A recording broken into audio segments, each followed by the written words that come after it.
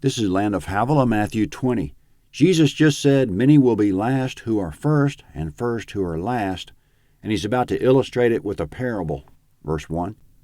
"For the kingdom of heaven is like a man who was the master of a household, who went out early in the morning to hire laborers for his vineyard. When he had agreed with the laborers for a denarius a day, he sent them into his vineyard. He went out about the third hour and saw others standing idle in the marketplace. He said to them, 'You also go into the vineyard, and whatever is right I will give you.' So they went their way. Again he went out about the 6th and the 9th hour, and did likewise. About the 11th hour he went out and found others standing idle. He said to them, 'Why do you stand here all day idle?' They said to him, 'Because no one has hired us.' He said to them, 'You also go into the vineyard, and you will receive whatever is right.' When evening had come, the Lord of the vineyard said to his manager, 'Call the laborers and pay them their wages, beginning from the last to the first.' When those who were hired at about the 11th hour came, they each received a denarius. When the first came, they supposed that they would receive more, and they likewise each received a denarius. When they received it, they murmured against the master of the household, saying, 'The last have spent 1 hour, and you have made them equal to us, who have borne the burden of the day and the scorching heat.' But he answered them, 'Friend, I am doing you no wrong. Didn't you agree with me for a denarius? Take that which is yours and go your way. It is my desire to give to this last just as much as to you. Isn't it lawful for me to do what I want to with what I own? Or is your eye evil because I am good? So the last will be first, and the first last. For many are called, but few are chosen." Comment: in our way of saying it, the man hired workers first thing in the morning, then at 9 a.m., noon, 3 p.m., and 5 p.m. So some worked a lot longer than others, but at the end of the day, everyone got paid the same. The point is that the man didn't cheat any of them. He had a right to overpay the latecomers if he so desired, as long as he paid everyone at least as much as what was agreed. In the same way, God will reward everyone rightly and according to his own generosity. Unlike the landowner, God doesn't owe us anything, but he'll reward the faithful anyway, and some much more than expected. Jesus concluded by saying that many are called, but few are chosen, which doesn't seem to fit the parable because the vineyard owner called all of them to work and chose all of them to be rewarded. None of them missed out or suffered any rejection. In a parable coming up in Matthew 22, Jesus will again say, "Many are called but few chosen," but it'll make more sense. There'll be many in that parable who don't answer the call, so it's easy to see why the king would reject them. But here in chapter 20, the landowner didn't reject anyone, so it's not easy to understand what Jesus meant here that few were chosen. We shouldn't worry about who seems to be prospering and who doesn't seem to be, because we'll be surprised how the rewards will turn out in the age to come. God has an eye for rewarding his servants rightly and promptly. Otherwise, he wouldn't have said what he said in the law of Moses, quote, "You shall not oppress a hired servant who is poor and needy. You shall give him his wages on his day before the sun sets, for he is poor and sets his heart on it, so that he will not cry out against you." End quote. God wouldn't be slow to pay when he told us not to be slow. Coming up, Jesus is on the final road to Jerusalem. Verse 17. As Jesus was going up to Jerusalem, he took the 12 disciples aside, and on the way he said to them, "Behold, we are going up to Jerusalem, and the Son of Man will be delivered to the chief priests and scribes, and they will condemn him to death, and will hand him over to the Gentiles, to mock, to scourge, and to crucify. And the third day he will be raised up." Comment: as recorded in Matthew, that makes Jesus' third explicit prediction of his death and resurrection. See also Matthew 17:23 and 16:21. But when the time came, the disciples were unaware of what was happening. It took them all by surprise, including the resurrection. 12 men don't have total amnesia or a failure to understand something simple unless God causes it to be so, which is just what he did according to Luke 18:34.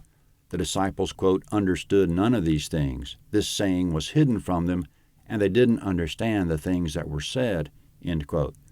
So why did God play with their minds like that? Why did he prevent it from sinking in? We might conclude that had the disciples been informed, it would have affected the outcome. It might have prevented fulfillment of prophecy. It might have even prevented the crucifixion. So then why would Jesus bother predicting it at all? It would be so that when God restored the disciples' memories afterward, they could testify that even though they didn't know what was going on at the time, Jesus did. He proved he knew it because he foretold it multiple times. Jesus already said, quote, "I lay down my life. No one takes it away from me, but I lay it down myself." John 10:17 and 18. So Jesus' prediction of it was proof that he lay his life down on purpose, that none of it took him by surprise. He was an intentional Savior, not an accidental one. He was a victor, not a victim. God plays with our minds however he wants. If there's something he wants to hide from us, he does, Matthew 11:25 and Isaiah 65:17. And if he wants us to remember something, he causes us to remember, John 14:26. That doesn't mean God does the work of remembering for us the things that we should work to remember. It just means he overrides our memories anytime he wants for us to remember or to forget at his will. Coming up, the sons of Zebedee are the disciples James and John. Verse 20. Then the mother of the sons of Zebedee came to him with her sons, kneeling and asking a certain thing of him. He said to her, "What do you want?" She said to him, "Command that these, my 2 sons, may sit, one on your right hand and one on your left hand, in your kingdom." But Jesus answered, "You don't know what you're asking. Are you able to drink the cup that I'm about to drink and be baptized with the baptism that I'm baptized with?" Comment: the cup is the cup of suffering, and the baptism is a baptism of suffering. Simply put, Jesus is saying he's about to suffer. For James and John to get what they're asking, Jesus says that they also would have to suffer. So are they still willing and able? Still in verse 22. They said to him, "We are able." He said to them, "You will indeed drink my cup and be baptized with the baptism that I am baptized with. But to sit on my right hand and on my left hand is not mine to give, but it is for whom it has been prepared by my Father." When the 10 heard it, they were indignant with the 2 brothers. But Jesus summoned them and said, "You know that the rulers of the nations lord it over them, and their great ones exercise authority over them. It shall not be so among you, but whoever desires to become great among you shall be your servant. Whoever desires to be first among you shall be your bondservant, even as the Son of Man came not to be served, but to serve, and to give his life as a ransom for many."